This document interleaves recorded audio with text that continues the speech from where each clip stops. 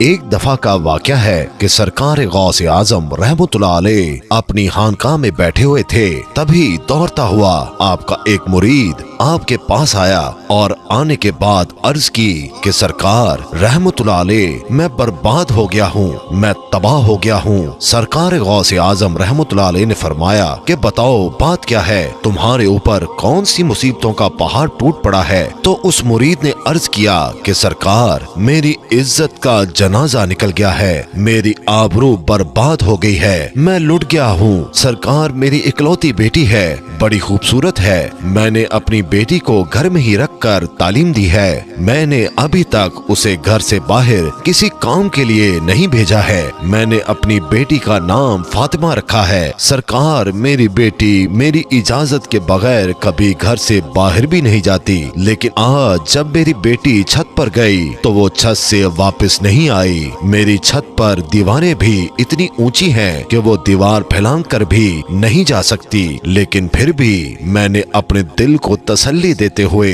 اپنے آس پڑوس میں پتہ کروا لیا اور رشتہ داروں میں بھی پتہ کروا لیا ہے، مگر کہیں بھی میری بیٹی کا نام و نشان نہیں ملا ہے۔ سرکار غوث اعظم رحمتullah علیہ مجھے میری بیٹی چاہیے اور زندہ چاہیے۔ سرکار غوث اعظم رحمتullah علیہ نے فرمایا ٹھہر جاؤ، اور سرکار غوث اعظم نے اپنی آنکھوں کو بند کر لیا۔ چند ہی لمحوں کے بعد آنکھیں کھولیں اور اپنے اس مرید سے فرماتے ہیں اپنے دل کی بےتابی کو دور کر دو، تمہاری بیٹی آج ہی ملے گی اور زندہ ملے گی اور پوری عزت کے ساتھ ملے گی۔ پھر سرکار غوث اعظم رحمتullah علیہ نے فرمایا اے میرے مرید کیا تم جانتے ہو کرب کے ویرانے کو؟ تو اس مرید نے عرض کیا سرکار وہ تو بڑا بھیانک جنگل ہے، بڑا دہشت ناک جنگل ہے، دن میں بھی وہاں جاتے ہوئے ڈر لگتا ہے۔ تو حضور غوث اعظم رحمتullah علیہ نے فرمایا کہ تم کرب کے ویرانے میں چلے جاؤ، پہلا قلعہ چھوڑ دینا، دوسرا قلعہ بھی چھوڑ دینا اور تیسرے قلعے کی چوٹی پر جا کر بیٹھ جاؤ، وہاں جا کر میرا نام لینا اور پڑھ کر اپنی انگلی پر دم کر لینا اور اپنے چاروں طرف ایک لکیر کھینچ لینا، پھر وہاں سے جناتوں کی فوجیں گزرنا شروع ہوں گی۔ وہ جنات دھاڑتے ہوئے بھیانک آواز نکالتے ہوئے تمہارے اوپر حملہ کرنے کی کوشش کریں گے، لیکن کوئی بھی جن میرے نام کی کھینچی ہوئی لکیر کو پار نہیں کرے گا۔ جب وہ تمام جنات کی فوج چلی جائے گی تو آخر میں شہنشاہ جنات کی سواری آئے گی، اور وہ شہنشاہ جنات اتنا طاقتور ہے کہ وہ بڑے بڑے پہاڑوں اور درختوں کو اکھاڑ سکتا ہے، وہ سب کام تو کر سکتا ہے لیکن میرے نام کی کھینچی ہوئی لکیر کو وہ بھی پار نہیں کر سکتا۔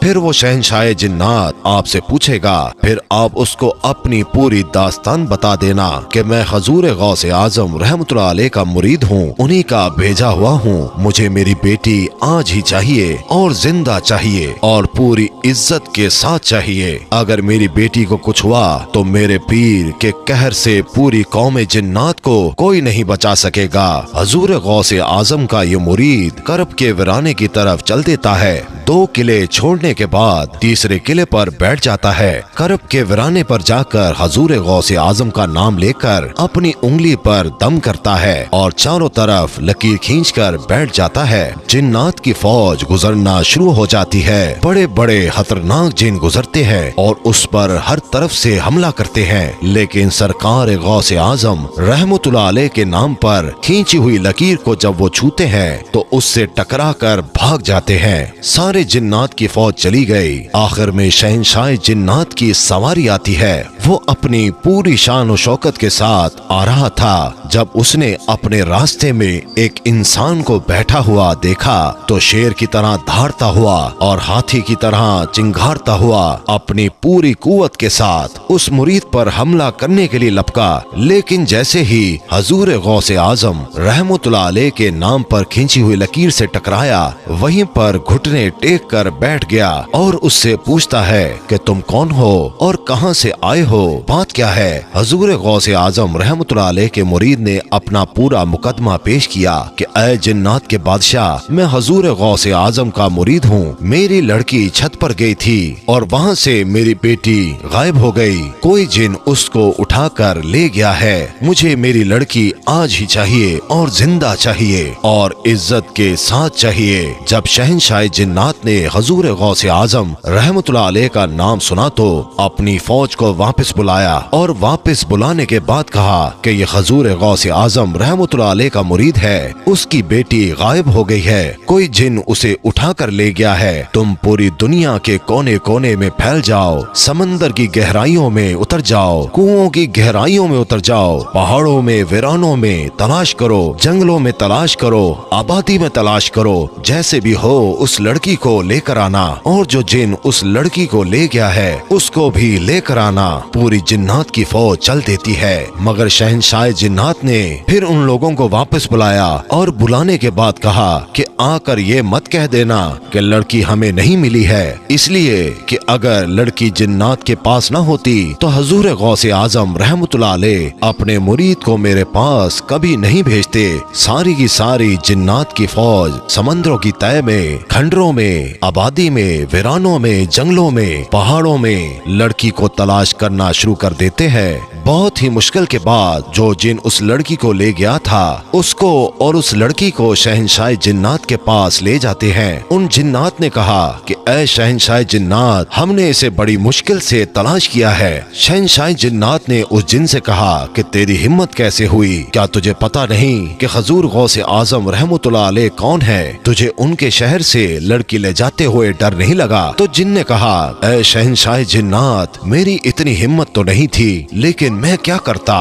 मैं हवा में उड़ता हुआ जा रहा था कि ये लड़की अपने मकान की छत पर इस अंदाज में खड़ी थी कि इसके बाल बिखरे हुए थे, इसका चेहरा खिला हुआ था और ये अपने नाजो अंदाज में खड़ी हुई थी।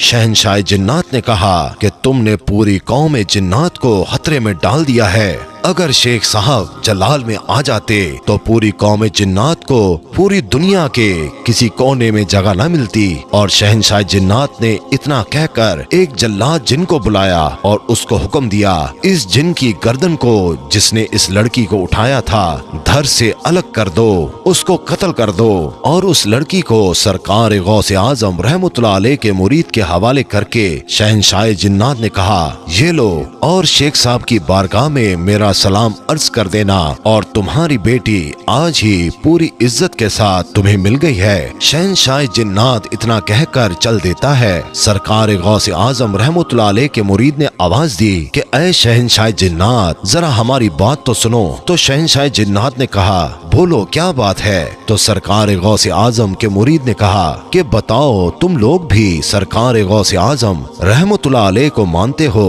इतना सुनना था कि शहंशाह जिन्नात ने कहा, हजूर गौसे आजम रहमतुल्लाह अलैह जैसे इंसानों के शेख हैं, वो जिन्नात के भी हाकिम हैं। शेख की निगाह जब उड़ जाती है तो पूरी कौम जिन्नात में जलजला आ जाता है।